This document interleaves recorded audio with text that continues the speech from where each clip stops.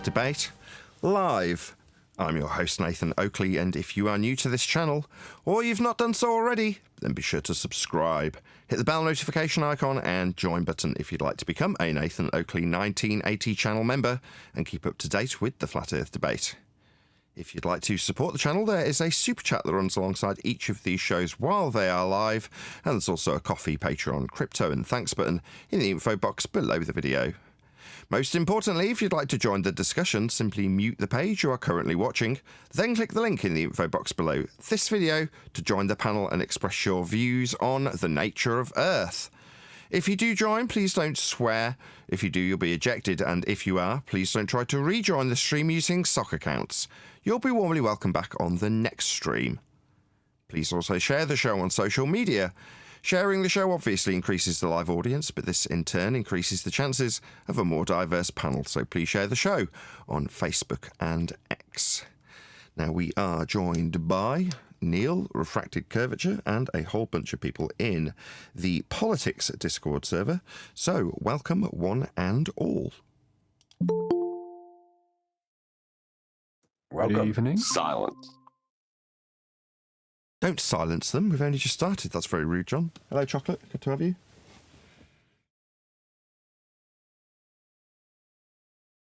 Chocolate, checking. Obviously not.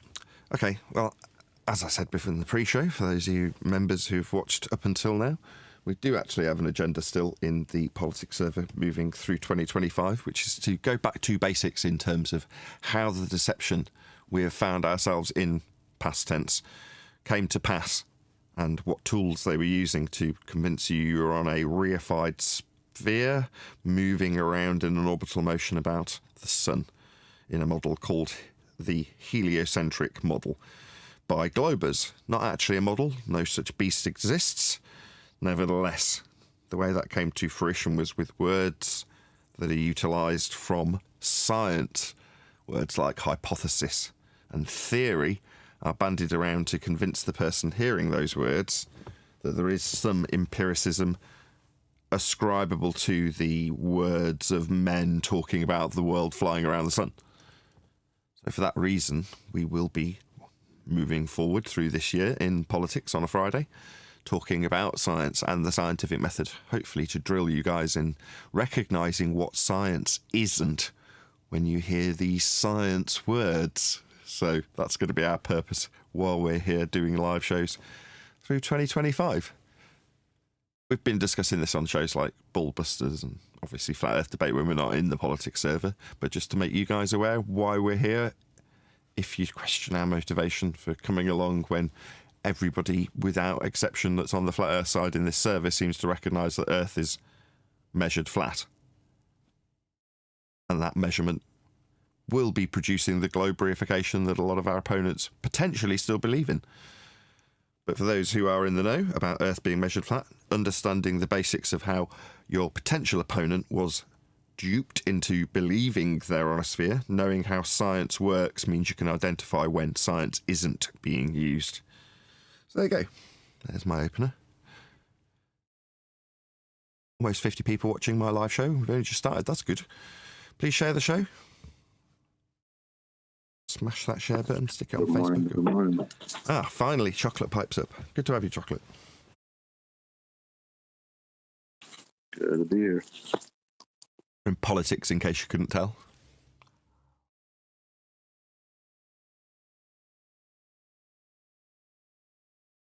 Good morning, politics. Good morning, 24/7. Chocolate. You came up the other day when people were talking about why even, like the question was, if you know that globalists aren't going to answer the questions and they're just going to, distract and just try to shut things down, why have them in the conversation at all? And one of the examples was brought up is because sometimes you'll get them, to just say something that just, you're like, wow, really? And the example of you getting Dr. Wallace to say that the womb is a zero gravity environment, and then when the baby's born, they have to adjust to the spin and curve of the Earth, so they can't walk or talk for the first like 8 to 12 months. Yeah, I remember. I remember that screenshot. Yeah, I remember him saying that. I think I still have that somewhere. Hilarious. That's a memory. That was like the story was that, hey, getting them to talk, just starting a conversation, even if you disagree with it, because it will just highlight that they're, to go on what Nathan said, their worldview is neither scientific nor logical. It's this weird sort of conglomeration of faith-based beliefs that they just ad hoc into these very odd statements.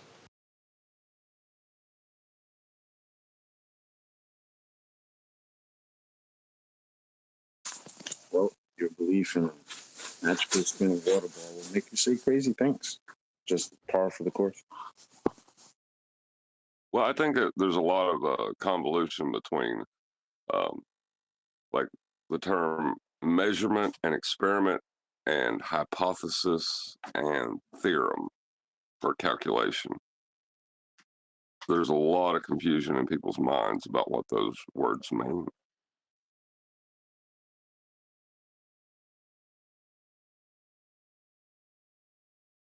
Yes, and we will cover exactly those things over the course of the next hour, depending on how many questions arise. Maybe we could do a bit of housekeeping just to get people warmed up. Is there any scientific evidence of gravity?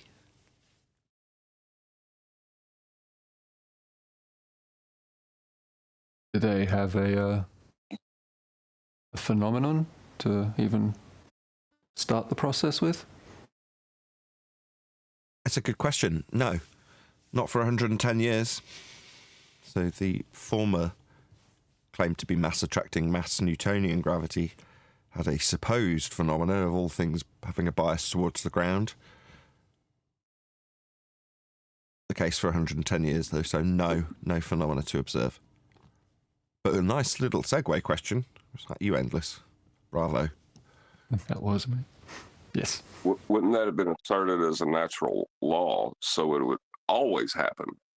Everything goes down, would be the assertion there. I like it. It's asserted as a natural law. Okay, well, we'll start there then today. Differences between laws of nature and scientific evidence. Okay, so what John's saying is, if it was the case that all things tended towards the ground, as was asserted with the mass of Earth attracting the mass of your pencil when you drop it, in Newtonian gravitational terminology, superseded 110 years ago by bent fourth dimensional space-time. But in that claim, you've got something that would be describing that which is asserted to occur always.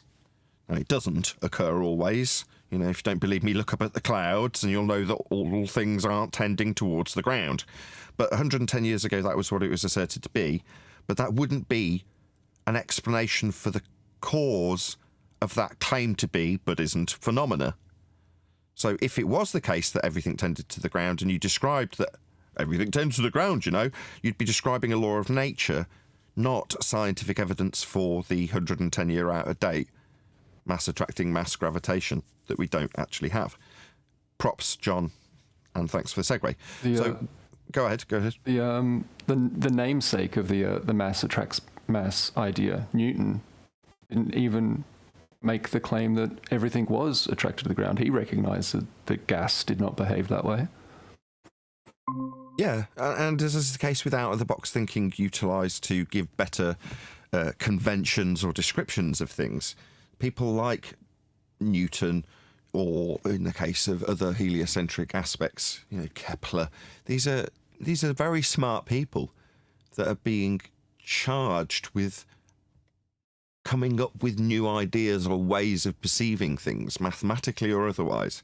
But when push comes to shove, they're not stupid. They're not going to believe their own nonsense in that regard. When reified, it becomes nonsense. You know, if you're trying to simplify something to a convention that's useful, it doesn't necessarily mean that you ascribe actual reality in physical terms to your convention that you've invented. So, yeah, a lot of the namesakes for some of these conventions that are being abused in modern times, Newtonian physics in this instance, it's neither. And he wouldn't even accept it himself, right? He'd be quite offended if you were to try and foist it upon him in physical terms, exactly as the case taught in every education level up to university level. Then it becomes pseudo-bent space-time and Einsteinian gravity, right? Everyone else is lied to with this nonsense that not even Newton wants to have ascribed to him in physical terms. I mean, there's a range to it, though. Like, even these smart men, so-called smart men, like you'll have Tycho Brahe saying, yeah, but those stars would have to be massive. Or you'll have people like Huygens going, no, using numerology, I can absolutely work out that Venus has the same radius as Earth. So even these smart people had quite large blind spots, it seems. I love the Brahe example because that's a question of tone, which doesn't necessarily come off on a page if you're reading that. But if I say the same thing in two different ways, yeah. So if I say, well, they'd have to be enormous. You can tell from my tone that I object, right? But if I go, well, they'd have to be enormous. You notice how those are the same words, but very different meaning depending on how it's said. So you can turn. That's really the whole. Go on. That's really the whole thing, isn't it? Because their worldview is this like series of nested if statements and some pseudo logic. Like, if the Earth is a sphere, then there's going to be these consequences. Exactly. And so that's how you end up with just utter madness. You've got 500 years of craft that they've built up over time, and yeah. You got to the nub of where I was hoping this would go. Really. You're brilliant. You've segued me in beautifully. So what are we hijacking? We're taking if and then statements, which are the basis for science, when speculatively suggesting a cause for a phenomena you observe. We've hopefully covered that you need phenomena as a step. It's the first step. Observe phenomena and ask why that's happening. But when you then formulate hypothesis, you're formulating an if and then statement. If what I think causes that phenomena, then the phenomena. Well, if you can turn that's a hypothesis, otherwise known as scientific prediction, into a statement you've then got, instead of speculatively, this might cause that, you've got, well, this causes that. If this, then that. Yeah? So it's a rearranging of something that's part of the scientific method to offer at the end of the process, empirical outcomes, empiricism, but taking only the hypothesis and turning it into an explanation. So rather than it being what it is, a supposition, that's what a hypothesis is. When you say, if this, then that, that's your alternative hypothesis. You're saying, if this, then that, with the null alongside it, which is, if this, not that. And you've got to figure out which of the two will be the outcome. But if you just ignore the null and say, if this, then that, suddenly you've got a just so story, and you can say, that's my hypothesis, and suddenly it sounds like science.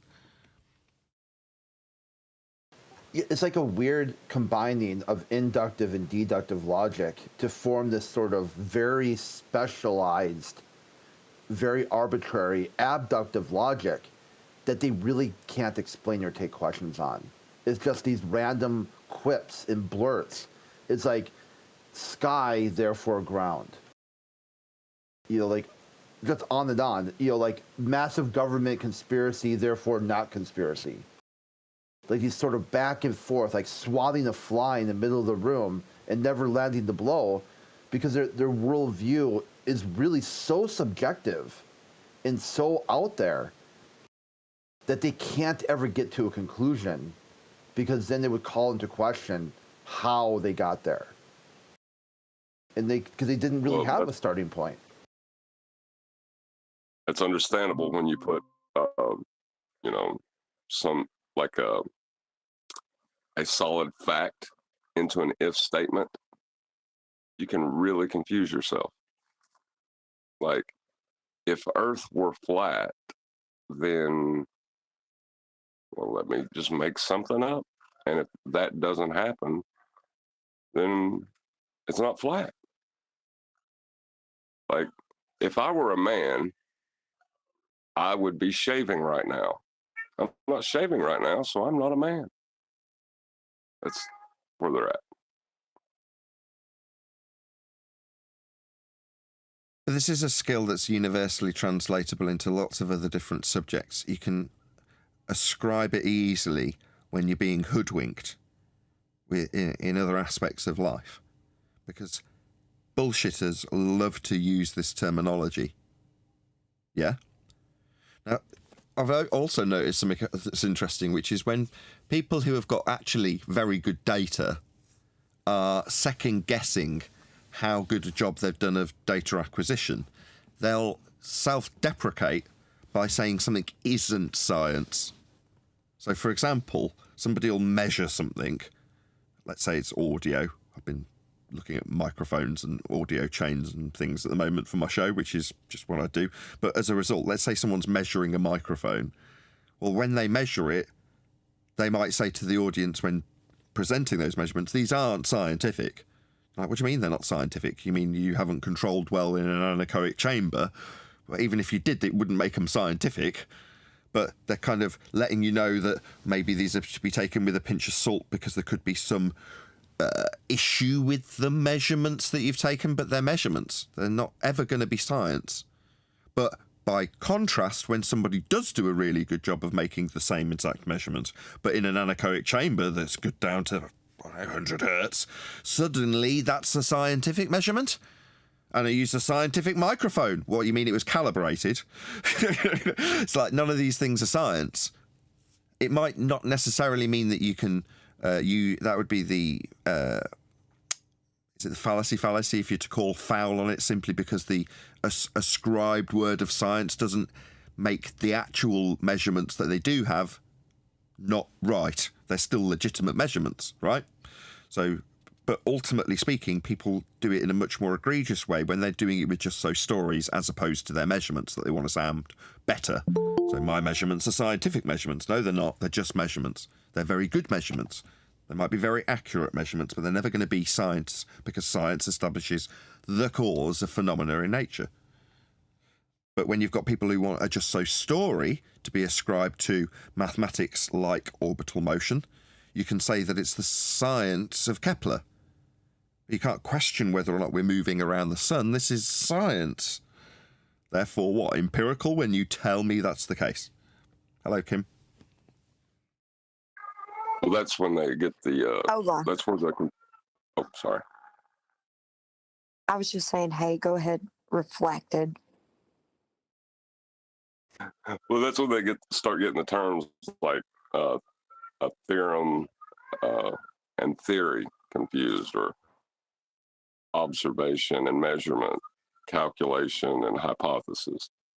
They start confusing those terms in their mind so that their measurements are science. Which is often a They shame. can remember little bits of their lessons, maybe, because there's components to it, like controlling your variables. They're aware that there's something to do with the method in there. And it's like assuming each piece individually is science, whereas it's the whole process is what you need. Yeah, they'll take one aspect of the scientific method and apply it to something like troubleshooting. Well, I'm controlling all the variables. I'm only altering this one thing. You're like, yeah, you're still just troubleshooting, though. There's no naturally occurring phenomena that you're trying to vary and manipulate a presumed cause and make that effect occur based on you varying something else to make it occur. Because that's science. And if you're not doing that, it isn't science. It's not to say that there aren't a high degree of value to be ascribed to any given measurement if it's done in physical reality. It's just a measurement. Now, those can be extremely useful and offer empiricism with statements alongside it. For example, measuring Earth flat is something that's demonstrable in terms of how it's being measured. And then you evidence, I don't know, an elevation angle measurement in terms of what you're actually doing when you measure with respect to Earth, elevation specifically being with respect to Earth, how high things are off Earth. So we're talking Earth measurements, angle being the acquisition of a star measurement in this instance. So you give a qualification that someone can understand in reality about a measurement. But I overstep the line if I say, therefore, scientifically Earth's flat. No. We've got a measurement. What about if I get a really expensive, massive 50-foot sized angle measuring tool that's beyond ridiculous in terms of its accuracy when measuring an angle with respect to the plane of Earth's surface and a star in the sky? Would that make it scientific measurement of the angle off a plane? No, it's still not going to be scientific no matter how swanky my machine is. So you overstep the line when you turn what is still empirically describing an angle. It can't be anything other than an angle. It's elevation, obviously that's with respect to surface, because it's the surface level that you're talking about when you're measuring it. So we've got empiricism to offer in these mathematical statements. They're just not science.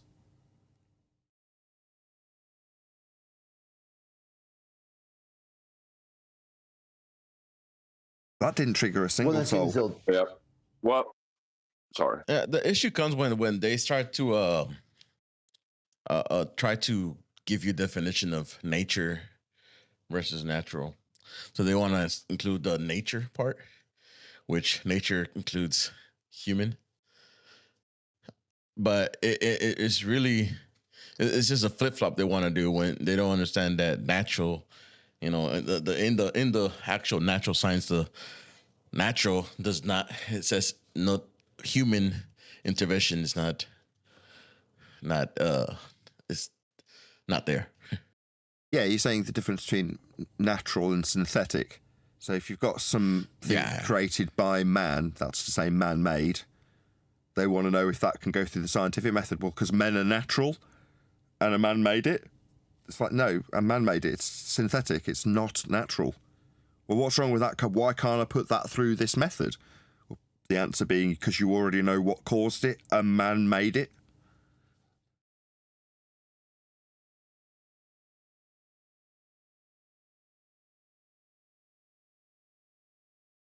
Before we go by it, though, they'll take those measurements that we were discussing just to the point we were making previously, and they'll apply a calculation using those measurements to invalidate the measurements themselves, and they think they have something.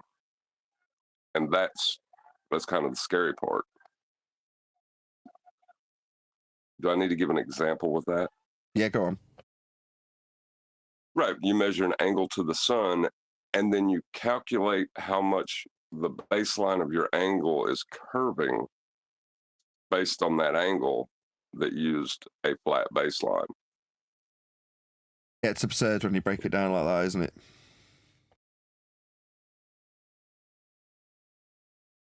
Absolutely. Like, if you look at another subject, like PV equals nRT, I don't think anybody's going to go, well, that's just a calculation. It is a calculation, but it shows how measurements relate to each other. And it always holds true. That's fine. But when they don't, PV equals nRT does not contradict the measurement of temperature or the measurement of pressure. Do you understand where I'm going? Yeah, it's just ascribable whenever you've got a pressure and a volume.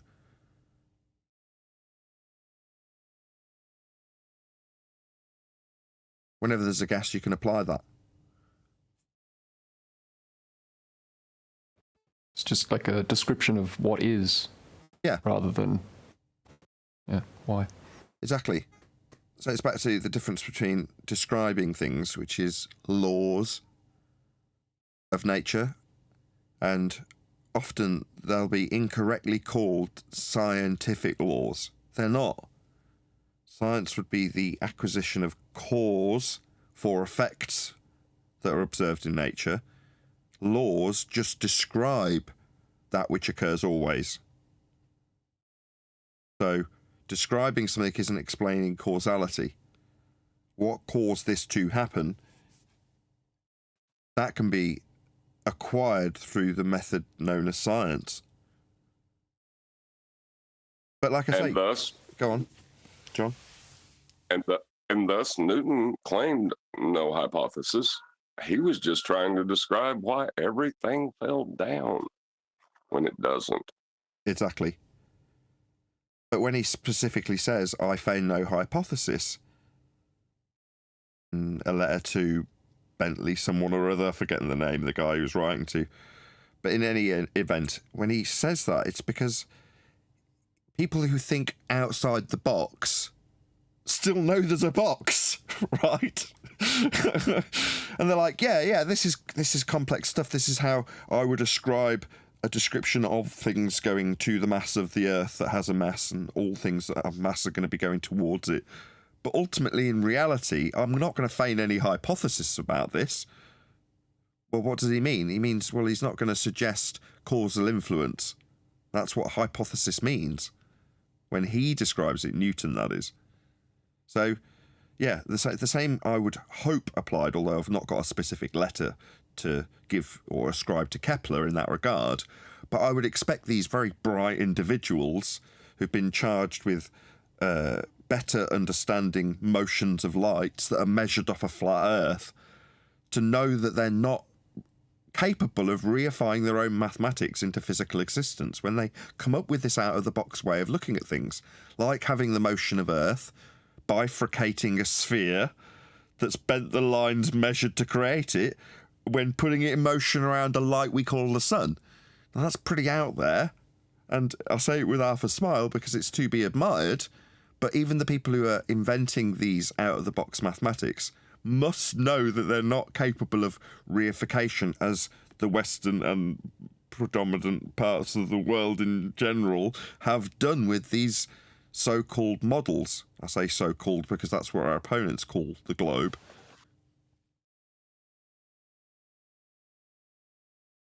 Meanwhile, Earth's measured flat. Lots of us here seem to know that, and there doesn't seem to be many globers in here today, maybe. Maybe they're all just keeping very quiet. We'll find out, but there's almost... Well, now that you made that. Just one more shout out to action. So almost 100 people watching the live show. Please share the show if you haven't done so already. 2 clicks to stick it on your favourite social media platform, be it Bebo or MySpace or whatever it is that you like to use. It's just a button under this video that says share. So click it and then click it on whatever you use, be it Facebook or MySpace or X or whatever you kids use these days.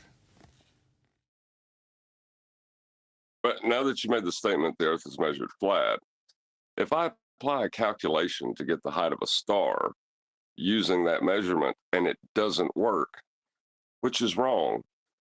Me applying the calculation or the measurement? The measurement can't be wrong, can it? It's a measurement. But your application thereafter can easily be wrong. Furthermore, as you would often say, you can't violate the measurement with the calculation. If the calculation violates the measurement, then the calculation's wrong. Yeah, and I started thinking about who's that guy? The ballers love him. He's the one that said, if theory disagrees with experiment, it's wrong. Was that Michio Kaku? No, it's not Michio Kaku. It's Feynman. Feynman. It is. Feynman. You got there Yeah. first. Yes, it is Feynman. Yeah, I think that's what Feynman meant.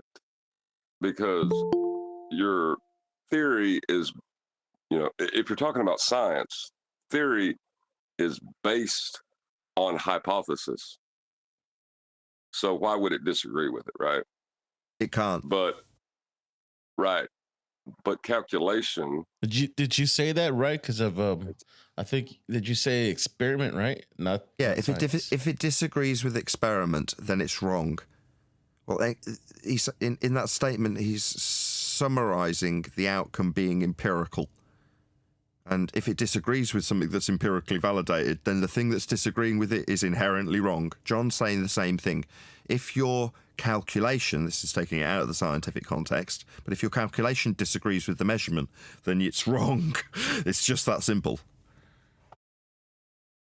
Right, and to use The PV law of equals nRT, non-contradiction, if I which had underpins it all. To be wrong would be a contradiction, yes, but just, I think John's just got one further point, and let's just, but yes, go ahead, John. right, if I took PV equals nRT, but instead made it P minus V equals N over RT, it would not show the relationship between those measurements, and therefore is wrong. Right.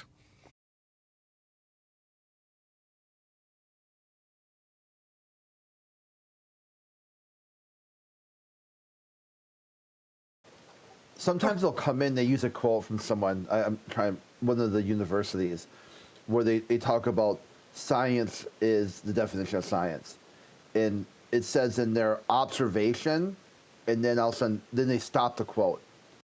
And when you go and you read the actual source, it says observation and experiment. But they leave out the second half of that sentence because they need to try to do this idea that observation can replace experiment. Or you can do experiment without observation. Yeah, but And that's they really- oversimplified as well, Crit. It's not the first time. Yeah. It's not the first time they've tried to leave out the experimental part of that. As a matter of fact, they've even tried to scrub it off Wikipedia and things like that. Literally had to use a Wayback Machine to go find it, saying that it's observation and experiment. Isn't that insane? Well, experiment is the actualization of hypothesis. That's what an experiment is. But when they say observation, that's oversimplified because it's not just observation. Because you can observe concrete nouns. You can just look at something that just is. You can't then go through a process of establishing cause, can you? Because nothing's happened. So it's like, well, not just observation, specifically observation of phenomena occurring in nature. That is to say, observing natural phenomena. That's step one. Now, once you've got that, you've got half of a hypothesis already, because the naturally occurring phenomena is, in a hypothesis, the dependent variable. Now, the only then addition to that to make it a full hypothesis is your supposed cause of that. So you've got if A, my supposed cause, then B, the phenomena you observed at step one. But it must be something that you observe. In other words, it's not a phenomena till you actually observe the phenomena. No making stuff up as phenomena and saying, well, I mean, I suggest that this would be the case. There's a force, magical force. Luke was given it. So yeah, it's got to be a naturally observed phenomena for it to be comporting with step one. It's not a phenomena until it's an observed phenomena. Then you can suppose a cause, then you've got a hypothesis. What's a hypothesis? A scientific prediction. You predict, that's suppositional, that A will cause B. Well, an experiment is you saying, let's see if A causes B or not by varying A, your independent variable. Vary it and see if it causes the thing you observed in nature. If it does, you've empirically validated the cause of the thing you studied in the first place, the observed phenomena. If you don't, you still empirically validate the hypothesis because it has a zero difference result called null. If A, not B. So if you vary A and B doesn't happen, you put a tick next to that part of the prediction. You varied it and it did not happen, but you proved that is not the case.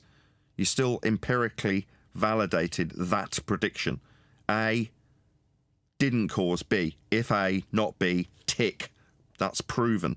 So no matter what the outcome in the scientific method, you have an empirical outcome at the end of hypothesis actualization, otherwise known as experiment. When you perform an experiment, you either prove the cause or you prove something isn't the cause. But only one can be true. You can't both cause and not cause something at the same time. Therefore, one or other of those two, null or alternative hypothesis, will be validated at the end of the experimental process. A very powerful tool. And I'm done. Go ahead. you said the term prediction, and that immediately will, in a lot of people's minds, bring up what's next in the pattern as being a prediction. Just so people know, pattern recognition is not a prediction. It's pattern recognition. Yeah. I think you should say that Go ahead, Chocolate. for the people. No, I think you should say that again for the people in the back.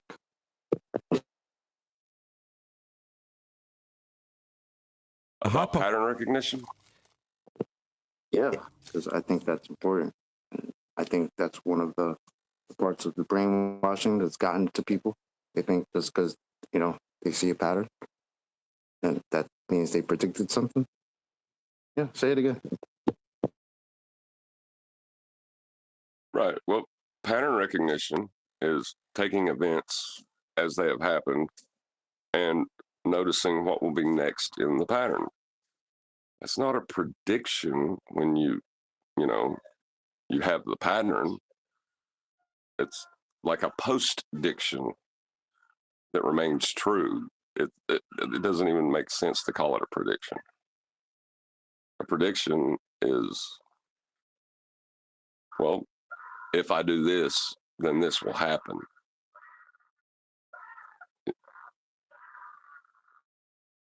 Yes. Whereas in a hypothesis, your prediction is what will cause the phenomena you're studying. That's what you're predicting. And then the experiment validates, that's to say it confirms whether or not your prediction was correct or not.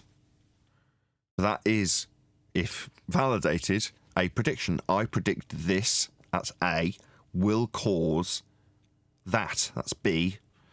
So I predict my causal influencer, when varied, will cause the phenomena I observed at step 1. That's a scientific prediction, otherwise known as hypothesis. And as John's pointing out, watching the clock and going, you know what, it's 11:59. I predict in 60 seconds it's going to be midnight. Science! Check it out, I made a prediction. No. You recognise the pattern in a piece of mechanical instrumentation that we've developed and ascribed a convention to, and it's got a circular pattern to it. Doesn't mean you've made science happen when you predicted that midnight would come after 11:59. Just recognising patterns.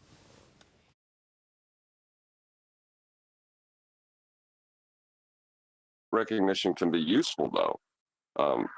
We're not disclaiming it or anything like that, because, like, say you're measuring the angle to Polaris and how much distance you travel or how much time you wait, or it would be how much distance you travel changes that angle.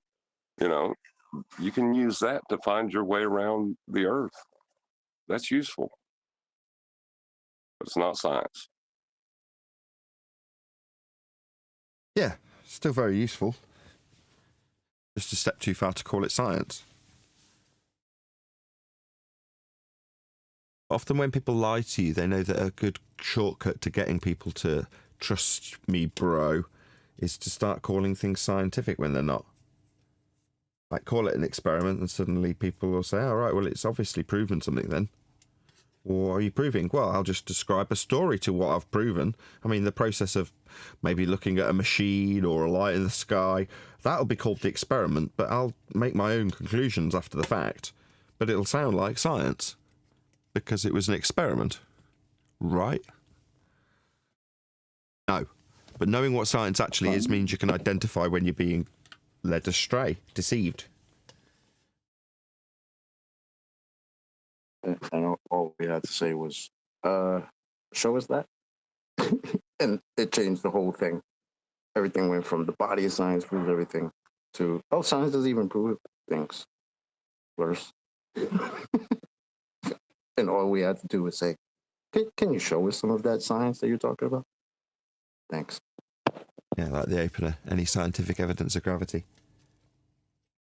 Are there any ballers in the woodwork?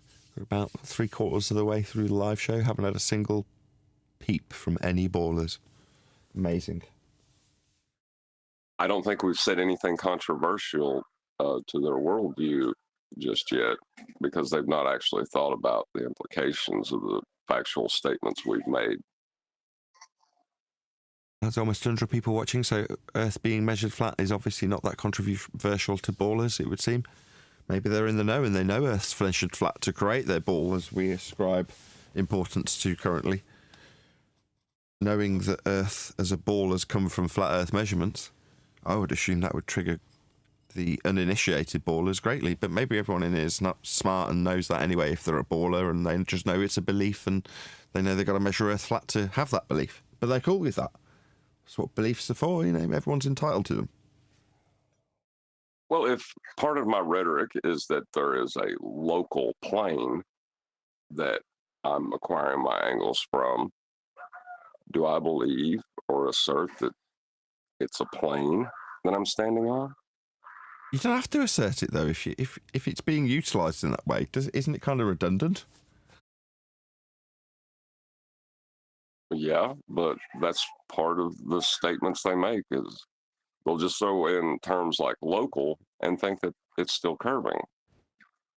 Oh, I see what you're getting. Do they- Right. You're saying guy rides in on a horse, and where I say, well, you don't have to identify that you're on a horse. It's not like you ride into town and go, I'm on a horse, by the way. See this? This is a horse. See my horse? It's a horse. You don't need to, yeah? But what you're doing is saying that they ride in on a horse and go, excuse me, this is not a horse. In fact, there are no horses. Yeah? I'm sorry I'm laughing because, yeah, that's They exactly ever, what they do. Can't have horses on a flat earth. Do they ever Go ahead. quantify what they mean by local? Yeah, they mean the bit that they're measuring at whatever size it needs to be at that particular They mean time is flat. And because it's a really big ball, local's the appropriate word to kind of, you know, smooth over that non-bent, non-curving surface that they've just measured. Local's quite a broad term. That was I like mean- a get out term, right? It's not flat. It's just locally flat, right? You know, it's a little That's bit not a- flat. It's not a horse. It's locally a horse, It's a dude. local. It's a It's local. a locally horse. It's locally horse. Yeah. So when we're measuring the elevation angle to a star that's 20 degrees above the horizon, the bit that we're measuring, subpoint, is like Locally horse. 4,200 nautical miles away. Locally horse. So it's just 4,000 miles of flat. Okay. Locally. Cool. Locally. Nice. 4,000 miles locally. And when you think of the grand universe of ever expanding nothingness that doesn't exist, then that's local. You know, it's a matter of scale. Exactly. No. It's just a matter of Talking perspective. about the universe, but you don't agree to planets out there. What? Oh, got someone muttering. Who's that? We have a I problem. triggered a baller. Yeah, hold on, Pickle. Just give a second. Like, collect your thoughts and. Observation. All right, go ahead, Pickle.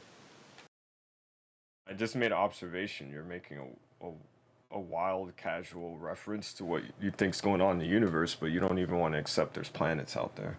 That's wild to me. Or black holes or galaxy. Yeah, it's wild to me. What's wild to you? Other than your outrageous. You know about stereotype? what's past that, but you don't agree that that thing in between the thing you're talking about is there. That's wild to me. How do you skip that step? Nobody did that. Okay, so the ever expanding universe. So we got flat Earth, and that's what's out there is the ever expanding universe. Just Pardon me. See, straight away you've I overstepped said the that line. doesn't exist. Well, Exactly. it's a question. So how did I do that? to you. The ball's in your court. So the description you've given of ever expanding is a convention a man's come up with. You've used those reified words. that into existence, and before said. I've even ended the sentence qualifying your statements, you're a bit triggered and talking through the response. So this is going to be difficult, I can tell already. Is there a void in okay, you said the words that I invoked to ask you a question about how you skipped a step. So I didn't do anything but use your words to ask you a deeper question. There's no ball in my court, so if anybody's crossing the line, it would be you. I answered it in my full sentence, if you would like to repeat it. Because there was something I said right after the ever-expanding universe that we don't observe.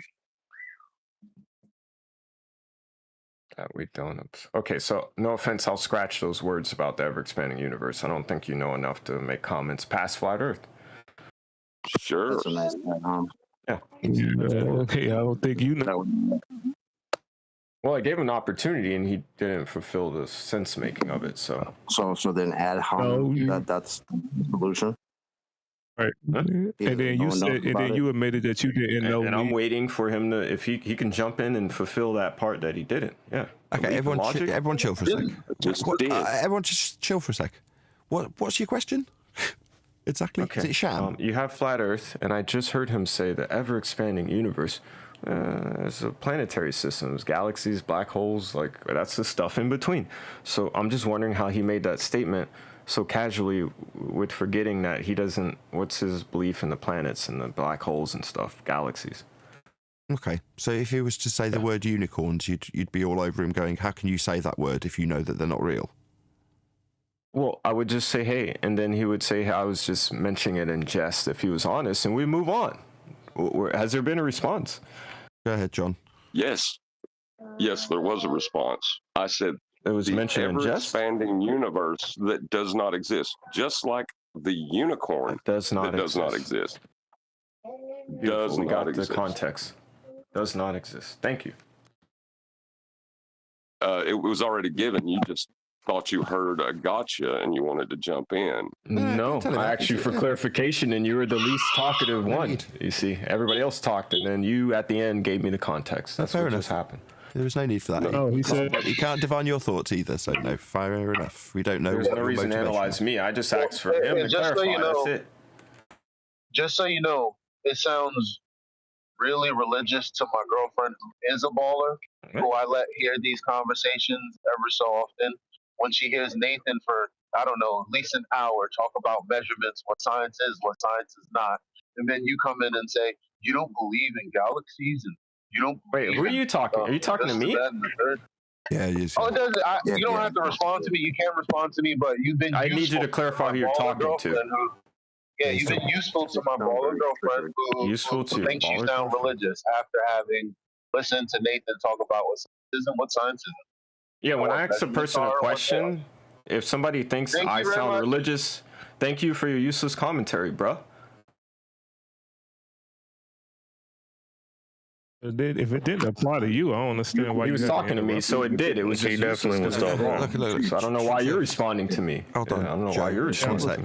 You could do I think I said what I needed. He said what he needed to, and I did too. I don't need a third party. Relax. You guys, hold on. Make a space for Nathan. Chill. No, just back up.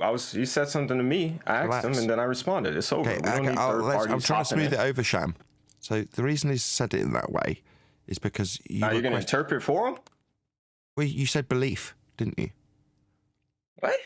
I asked the dude a clarifying question about the expanding universe. He said it didn't exist. We were done there. You guys are adding extra drama for no reason. Okay. I was talking to John, not any of you. Fair enough. But I said it when in the original statement you questioned. I said that you don't need to repeat that. You said it, bro. Statement You're just rehashing. Fair enough. Yeah. Moving on. Yeah. I really want to move on. Yeah. I mean, you could dead all this. You could dead all this real quick and just prove that we're in an ever-expanding universe. Your words. You could just prove that instead of telling a story and then saying because someone did bring up your story, he's wrong.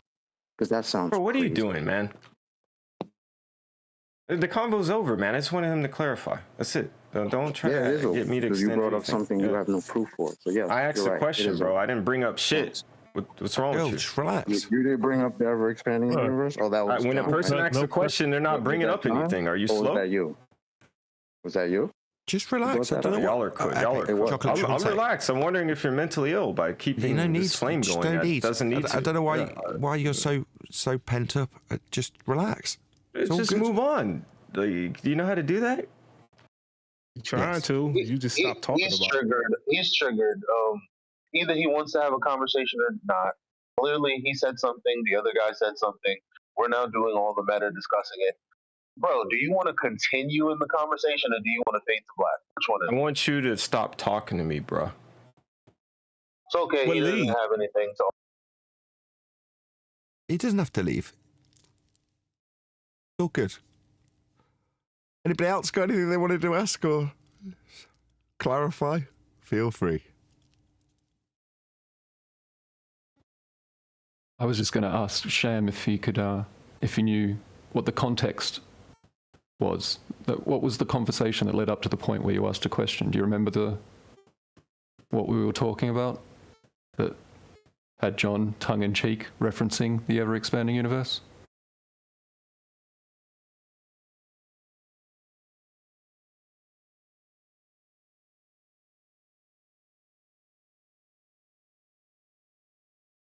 Alrighty then. Smart. You will never find out that. Maybe not, but I think we'll be okay. We'll live.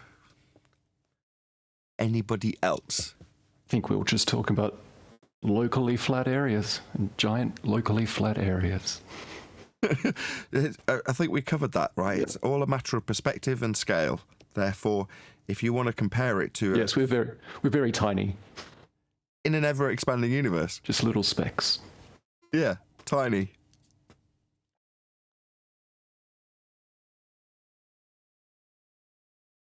And then it's just a matter of scale. We have for some what you consider local, right? We have some Your very big local rulers, solar though. system. Look, it can't be horse. Right. No, at that point, once you've acquired that which you require, that's flatness, there is no horse.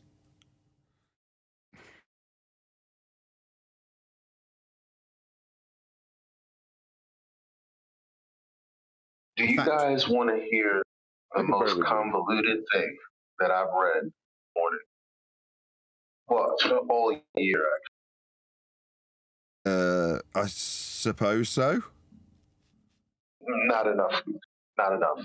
No excitement. Oh, please, Eli, I can't wait. I can barely contain myself. If I don't hear it now, I'll go insane. You pulled my thumb. Okay. So, I thought to Google, is sea level parallel to... Listen to what it says.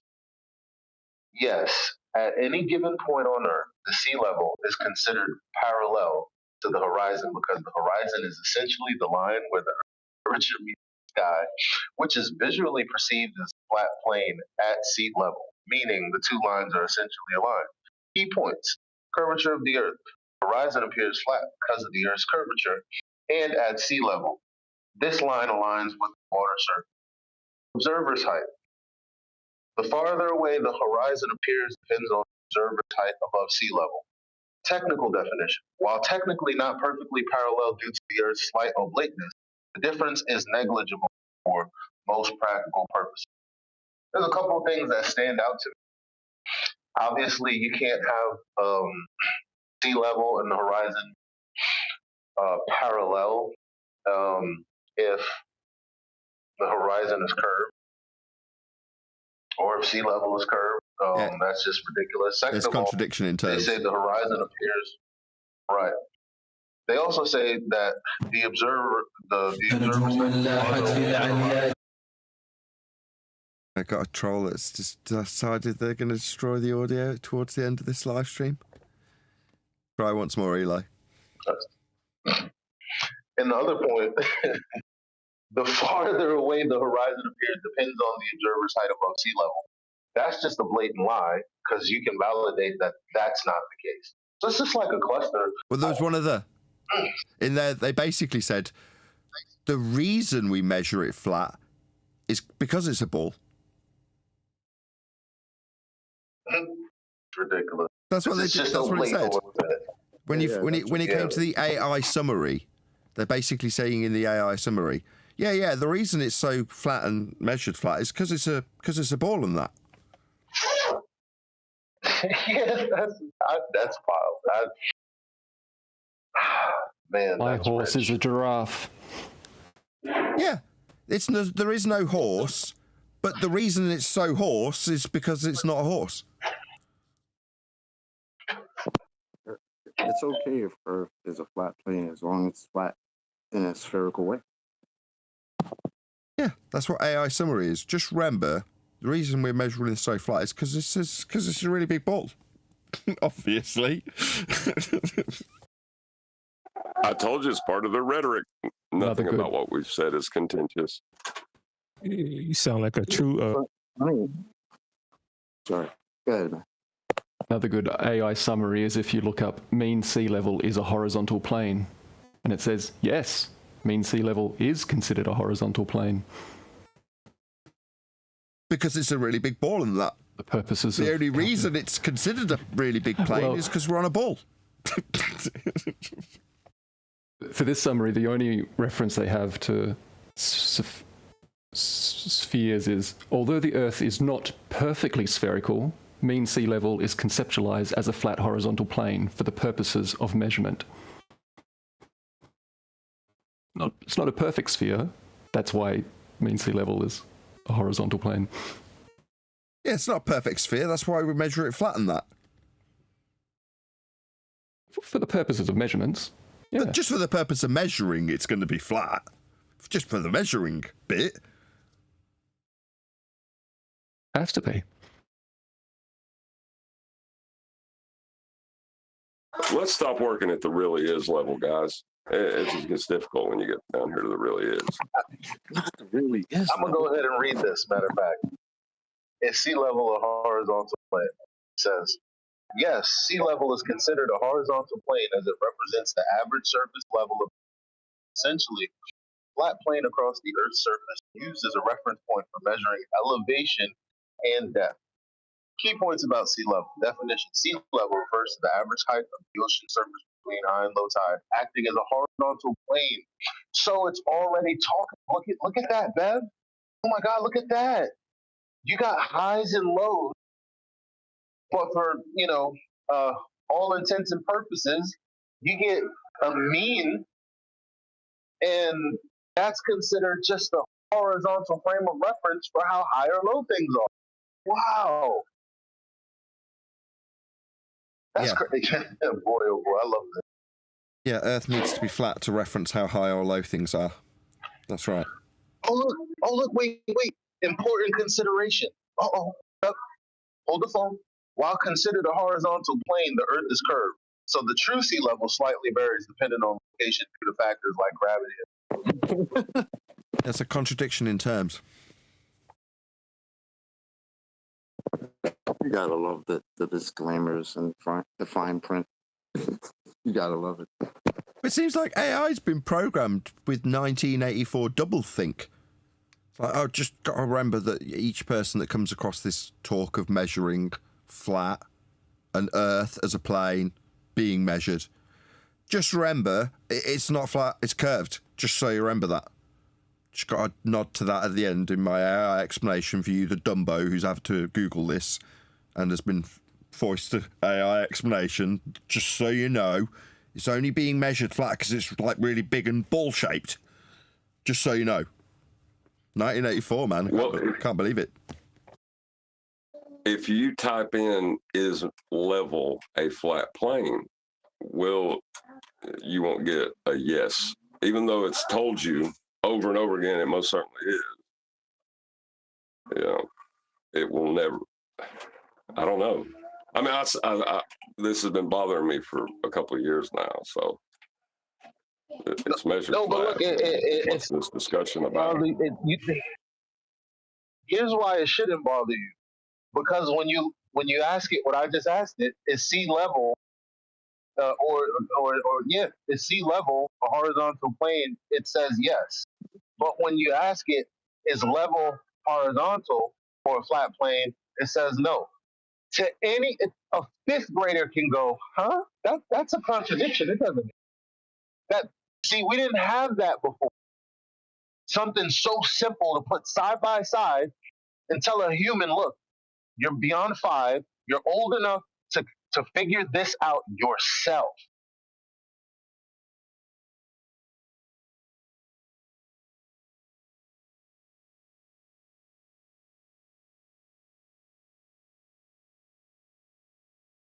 I thought that's what I was kicking a stir up about.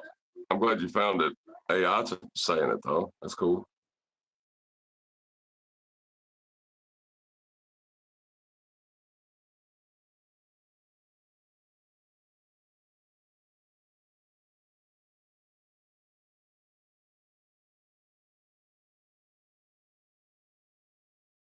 Hello?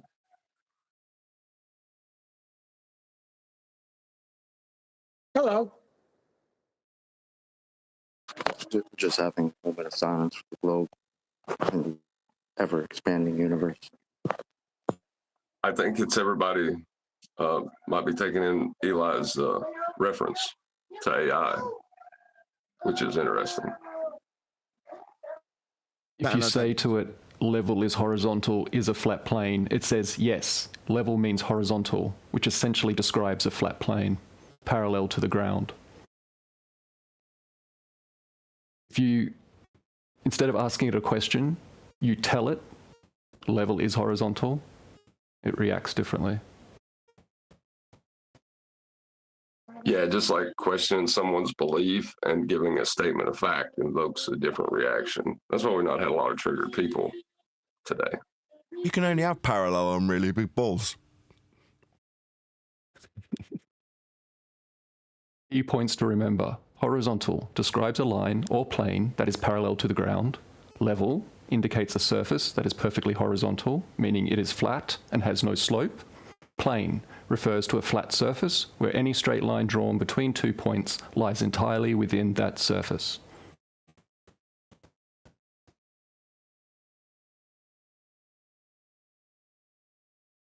No controversy You all just there. don't understand large spheres. It's a Jaron quote. He didn't say sphere anywhere in that. Why would somebody bring up sphere, I wonder? You know what I mean? Nothing in what he said had the term sphere in it, did it? Just because you don't understand large spheres like I do, I'm the only one who understands large Home Depot spheres. Right. The fact that someone would bring up a sphere after making that statement of fact would make them look crazy at that point, wouldn't it? Then why are so many people still following the dude? Have you guys all heard the Home large Depot is doing song? a lot of work there. You heard the Home Depot song, Endless? No, not that one. Last song I heard was the Where Are the Guns? Earth is like a Home Depot. No? Oops, sorry. Not Someone will plugged dig in. it out for you, I'm sure.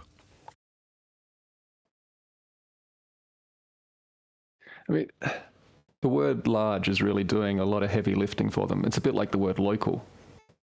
It's, how large a sphere are we talking? Because, I mean, the globe claims a specific size, like a testable size. Large is a bit ambiguous.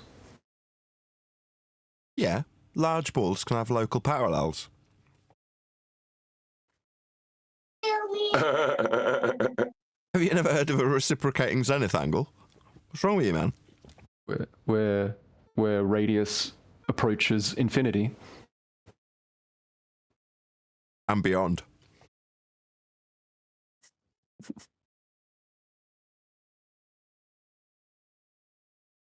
Yeah, I mean, it's easy to describe the Earth as a really big ball. You just have to invoke something that can't be expressed naturally to explain the natural world.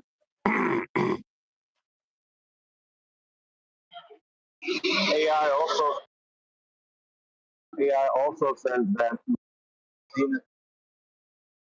are also parallel to each other. Typical zenith angles parallel. AI even says you can consider them to be divergent, but that wouldn't really work out for measurements and navigation purposes. Gonna need right angles for that.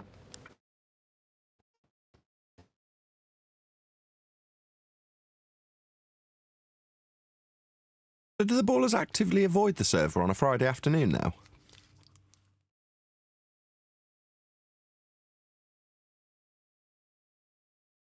Seem a bit like that, doesn't it? I wonder why.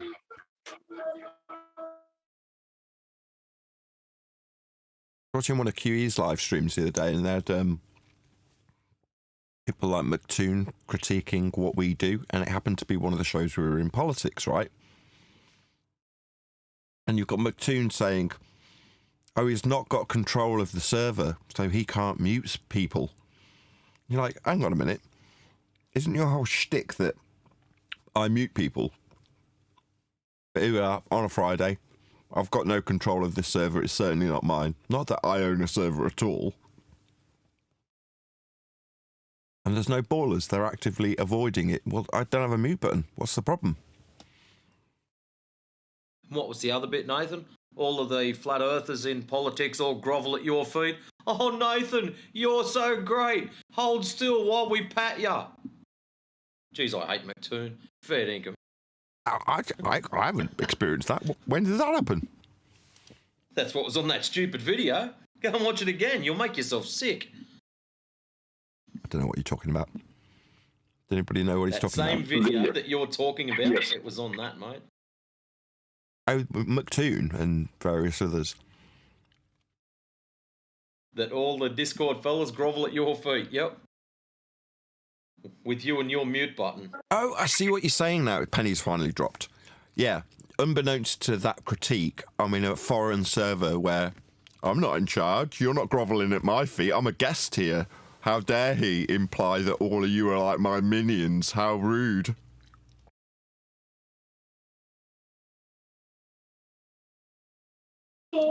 That's exactly what he did, though. Like he brought up that you don't have the mute button.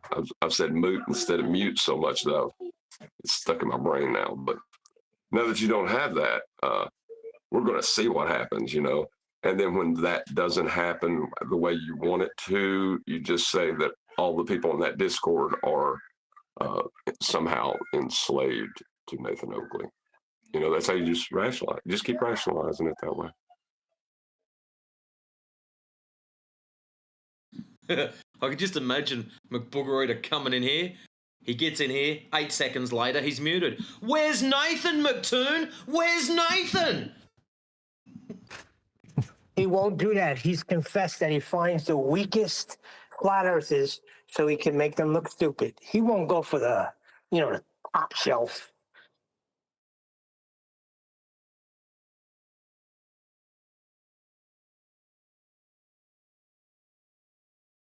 I think it says a lot about his intelligence that he recognizes his own limitations and how.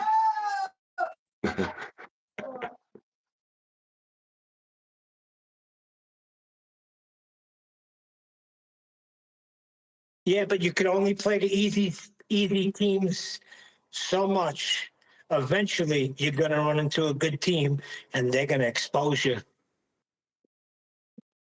Hey, Neil, are you saying that we should take someone that's new to this subject, train them up, and then push them at McToon?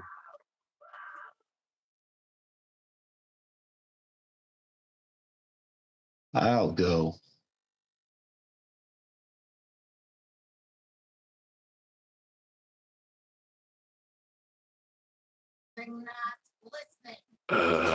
You're on the panel. You're on the G+ panel.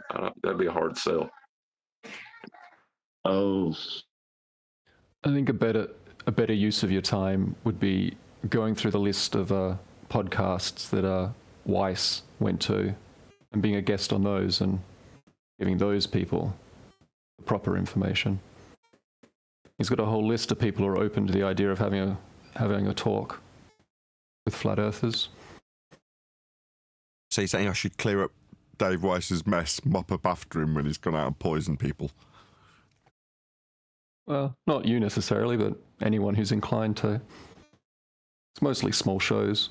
I'm sure they're interested in having Wait a minute. I don't think that's fair. I'm tired of that whack. I'm tired of that whack A sentiment, Nathan.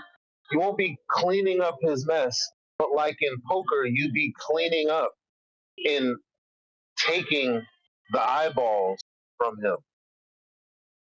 Do you play with Why eyeballs? Isn't that a better perspective? Okay. I didn't know you collected eyeballs in poker. Why isn't that a better? Because you're joking about it. I know you're dead serious because you keep joking the same way. But if people like Whitsitt and people like Dave Weiss can siphon off viewership from you because these people have us and our arguments at first and then ran with the audience. Why can't you do that? What? What kind of what not do? Look, He you're does. He jumping runs a between daily two show. hats, Nathan. Nathan's jumping between two hats right now, and it's not fair. No, In your Nathan runs a YouTube daily hat. show. Hold on, Neil. I don't. we all know I that, clearly but- don't understand the question or objection, and John's clarifying it. Just let him. Go ahead, John. Right. There is two hats that you wear, your YouTube hat and your flat earth hat. Your flat earth hat is offended that you would have to go anywhere to tell anybody anything. It's just statements of fact. But your YouTube hat wants viewership. And that's the one that Eli's speaking to, is that these platforms have the viewers and they're willing to have a discussion with flat earthers. Why not go? It would get you the viewers. I will. So in other words, Want to have a book in hand David before Weiss, you do that? You what? like Sorry. David Weiss could be kind of like the fluffer. And you Please prepare don't the use that stage for you to join afterwards. You know what I mean? Right. You got your kids, they're out playing in the neighborhood, right? And then they go out and do something stupid. You have to go out there and talk to the adults. So now it's time for the adults to talk. He can go back to playing with his really big ball. Yeah, the Corleone family has a lot of fluffers. Okay, right. This is going to sound really selfish, but that's life. When I've got something to sell, I'll be more inclined to do that. That's to say, if it's just going out mopping up Dave Weiss's mess for the greater good, I haven't got enough time to do that. If I'm out there marketing a book, that's different. No. Book or no book. What I'm talking about is strategically when there is a large audience present, you picking up those subscribers. You're looking at it as mopping up his mess. No, you just can happen to be somewhere at the right time. Your name already rings enough bells for you to just siphon off those subscribers, doing the same thing you do anyway. So you can't separate yourself from YouTube. That's all you are. I mean, it is what it is, right? You made it that way. So how the hell can you sit here and say, no, you damn well will be taking your YouTube and cleaning up his mess? Because you're never going to be somewhere not recording, right? No, I guess not. I mean, if I'm sat in this chair doing what I do, then I'm going to be recording. I mean, I'm going to hang around here in politics for a bit longer because we haven't had much discussion out of Ballers. So even though we're still live, just a hint that we are still live, please don't swear. Yeah, I'll hang around a bit longer, drag it out so that we give the audience what they want. But yes, you're right. If I'm going to be somewhere, I'm going to be recording. What's your point? You're selling your show if you go on to speak to them, to someone now, right? You'd be selling your show that we're doing now for someone to come and listen to the baller jump in and try to attack me for mentioning one of his religious terms. You know, that's what you would be selling. Yeah, well, I just want more to sell. If I've got the book, I just feel more like I've got a purpose if I'm out there flogging the book. Plus, it's something that I've put a lot of work into, so it seems like a waste if I'm not taking advantage of selling it when I'm out there. Do you know what I mean? It's like, oh, if I only had the time again, it'd be great if I'd have had the book to flog when I'm at this person's door talking about the subject. You know what I mean? Pardon me. You've got 10 years. How long has this show been running? Like 8 years, 7 years? So this show is not worth advertising then? Is that the statement I'm not saying it isn't worth. I'm not saying that it isn't. I'm just saying we've got something that's currently in the making that's marketable. So there's no harm in saying, yeah, okay, I agree with all of you, but I've got all the more reason to do that if I've got a book to go out of. Plus, it legitimizes my reason to approach them in the first place. Whereas what do I say? Oh, by the way, I noticed you just had Dave on. Yeah, he did say quite a few things that are wrong, as opposed to, hey, I've got a book about the subject you also talked to Dave Weiss about. Maybe I can talk to you about that subject also and my book that I want to plug. You know what I mean? That's all it is. A lot of the shows on that list that he went through are quite small channels, so it's potentially quite good practice to get a presentation down, you know, as you work your way up, get a bit more notoriety, and then have access to larger channels. And all the while, you would be building a larger and larger audience. It's kind of got a snowballing effect to it.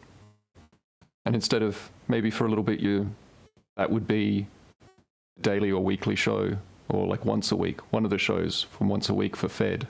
Most of those podcasts would be fine with you also rehosting or recording it. Yeah.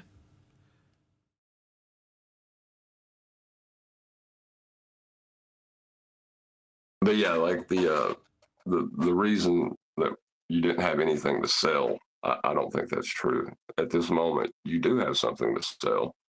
You have an open panel forum where people can come and discuss this topic. Not debate it anymore. The debate's over, but we won't tell them that. But just to keep it honest, sure, discuss this topic. In years gone by, there's perhaps a lesser reason to promote the show to bigger channels, but now I just feel it's we've got more to brag about on bigger shows, so therefore it's more worthy to actually try and achieve that. You know what I mean? Yeah, no, I see your point too. I just, and I'm not saying you're wrong. The only thing I was saying you was wrong about is when you said, when I have something to sell. That's what the only reason I spoke up is you do have something to sell now. That's not, you can't use that as an excuse. But you can do what you want to do. You know what I mean? Like, if you don't think that's enough, there's no, you know. You're consistently selling yourself in our likeness for viewership. That has been the truth and the same since you started doing YouTube. So the reason and the purpose you would do, however you would do it, I don't even know. I haven't even thought it. However you would go and siphon off these members from other people's viewership. The whole point is you're doing that for more subscribers, so that you have more people coming in the live show. Especially when we come up against an even bigger channel, just makes you look more authentic because people like big numbers. Just not a very grand cause, that's all.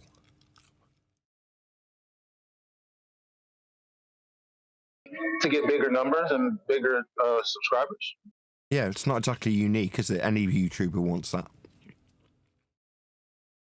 Yeah, but that clout gives you clout. The bigger number gives you clout and gives you access to other audiences.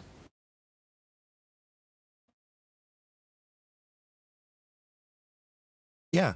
Success begets success. And you did say that was the goal. You did say that was the goal. And, we've already determined that you kind of can't not do the kind of thing that, for example, Whitsitt has done or Dave Weiss has done. We've seen what they've done. They started at zero like you, but, in respect to everything that we do, we've stayed in the same server. Thank you, Betty. Is it Betty? Is Betty's server? And we appreciate all that. What you haven't done is ventured out. Dave Weiss has taken his platform and has gone everywhere. Whitsitt has taken his platform and our arguments, and he's gone everywhere. You're just saying, I don't see the need to do that. Well, then what are we doing this for, man? Am I grow or not? Okay. You tell me how to do that. There's still the 6 degrees of separation. If you know somebody, tell me and I'll contact them. Does anyone still have Weiss's app installed? I'll take that. Thank you. Because he has a whole playlist of shows he went on. They would be a good place to start contacting. I love this assumption that just because Dave Weiss has been on something and they're receptive to Dave Weiss, yeah, I'm sure he's built those relationships and found a way in with those individuals. Doesn't mean I'm going to get them. I wouldn't know where to begin. It does show is that... Hold on, just one sec. It doesn't... Just one sec. So if you've got a list of Dave Weiss's shows, does that come with a list of emails for all the people that I'd need to contact to get on those shows? Of course it doesn't. Most of them are just small YouTubers. Okay. A lot of the early ones were just, channels with like 3,000 subscribers or, a few thousand subscribers here and there. Sure. Various conspiracy channels and things like that. Me and Eli will do it. Do you have a way to post the link to what you're talking about? And me and Eli will be Nathan's involuntary promoter for this.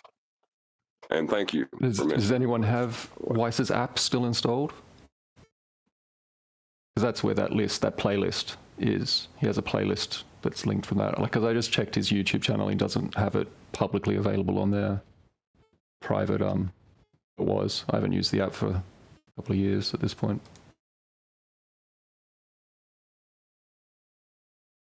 Does anyone here have it installed? No, I deleted it ages Probably not. Yeah. Oh my God. I feel dirty. Am I going to have to buy this app? No. Get the information. No. I'll sacrifice my phone. I'll install it. I mean, I have paid for the app at some point. I'm not going to lie and pretend I haven't, because I did. You don't need the app. You can just go on flatearthdave.com and hit interviews, and there's all his interviews. Oh, beautiful. Great. I'm so glad we're plugging Dave and his app. That's just delightful. Nathan, can you contact Eddie Bravo? I'm sure he'd happily put you onto people. I am actually in touch with Eddie Bravo, but I keep in touch with him on a more friendly level, which is to say, when he's got an argument he wants answering, I'll answer it for him.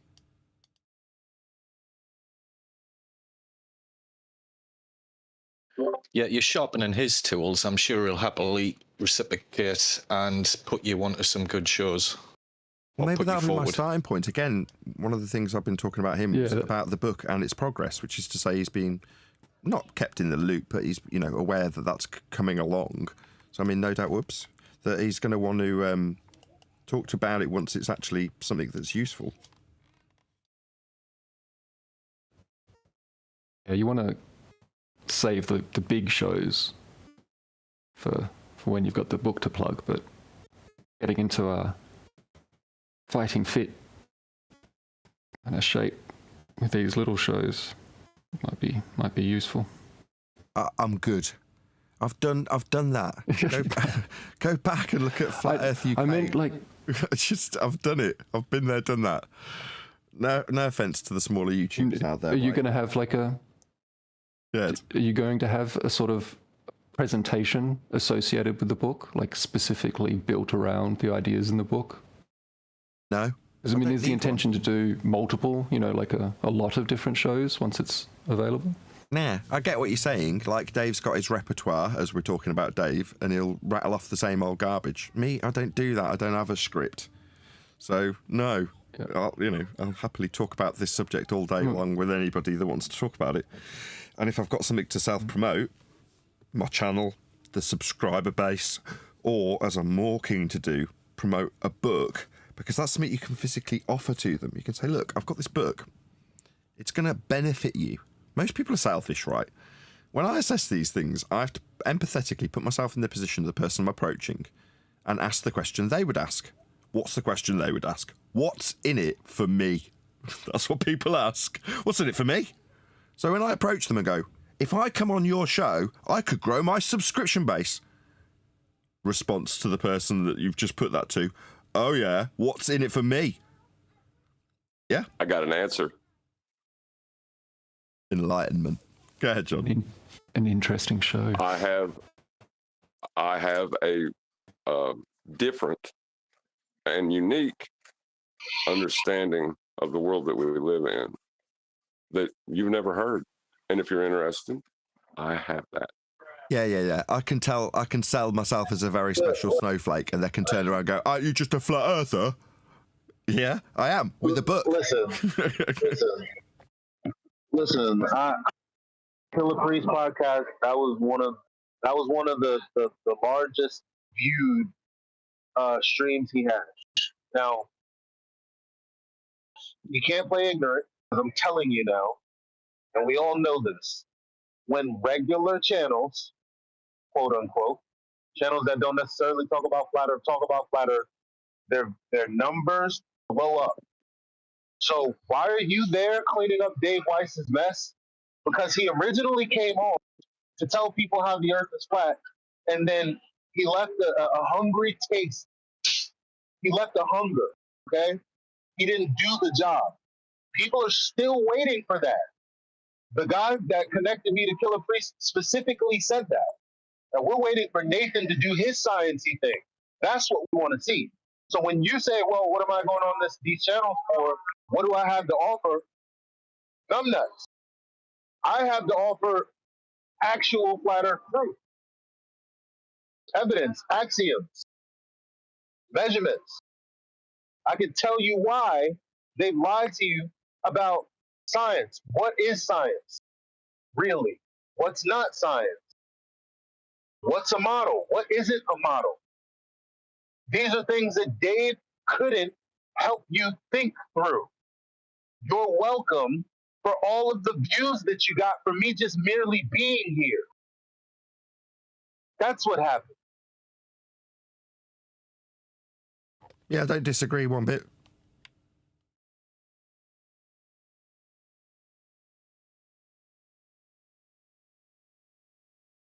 So going back to the initial point that nobody is no longer contentious, me and Elijah will get that list of shows that are open and looking for flat earth information, and we will pour you out to them. Right? Excellent. Sounds good. I don't know about the terminology whoring me out, but that sounds good.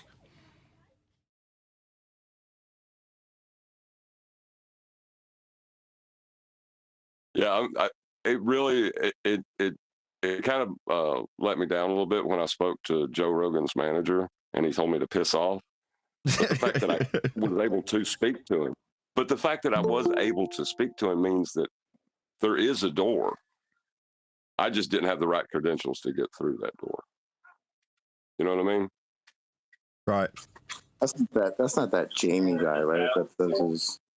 That be in the back, that guy. But I could see him getting a little. He gets triggered by things like this. So. Rogan's handler, you mean? Eddie Bravo is the way to get onto Joe Rogan. You're going to have more luck with people like Sam Tripoli and other people in that side of the... Yeah, the Tinfoil Hat podcast. Yeah. I potentially have an in with like OBDM, who does... Midnight Mike does a show with Sam Tripoli and used to do Union of the Unwanted as well.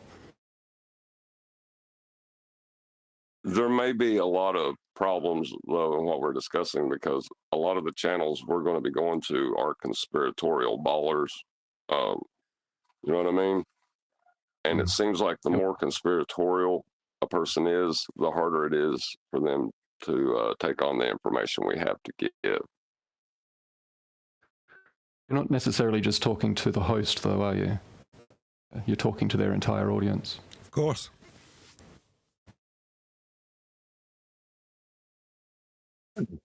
Hi. There's only I'm ever Nathan going to be Oakley. a small percentage of people who are willing to listen to this particular set of ideas. Hi. Hold on. Kiwi got jokes. Hold on. Hello, Hi. Kiwi. I'm Nathan Oakley. I'm a special bitch. No swearing, please. Can't talk to our hoe like that. Yeah, is anyone else besides John give out the information about the scientific method in this topic? Or was he the originator? So you were the originator of that information in this topic? Didn't Brian do it a couple of weeks before John even got here? That would actually make John a special snowflake. Just that. I was a Nathan Oakley wannabe yesterday evening in politics. Oh, no way. Yes. Oh, yeah. The guru was accused of being subservient to the student. Yeah. I see. Just want to be like Nathan Oakley, I was told last night. Now that you mention that, I just realized that I'm no longer parroting Nathan and QE. They see me as my own man. So, congrats to me. Yeah. For those who need it in a Star Wars reference, it's like somebody saying to Yoda, "You just want to be like Anakin." No, it's Darth Vader saying the student is now the master. It was pretty funny. He went on and on about it. Who's he? I can't remember his name. Somebody would have to, in politics right here, somebody would have to state him. I can't remember. This is gonna. I've left it an extra half an hour on the live show because literally we haven't triggered a single baller, not one. Been here an hour and a half. I did, but he immediately ran away. I'm gonna change your time up. I don't think it's time. It's nothing to do with timing. But I'm going to round out the live show. So with that, I'm going to say, if you are watching this on either Nathan Oakley 1980 or Nathan Oakley Premiering streams, then stay tuned, as there will be an after show to follow. Fortunately, if you are watching this live, this is where we bid you farewell. So another massive thank you to all of you who liked, commented, shared, subscribed, joined as a Nathan Oakley 1980 channel member, and all that good stuff. It does actually look like someone smashed the super chat right at the very end. So let's just shout that person out before we do end this live stream. So a shout out to, if I can find where my actual, where's my flat out fudge. Nathan, stop being fluffing stubborn and making excuses. You're acting like you're scared. You got this. Now take it on the road, damn it. Okay, I'll endeavour to do exactly that. Thank you so much for the pep talk, flat out fudge. Really appreciate the support, and thank you very much once again for the super chat.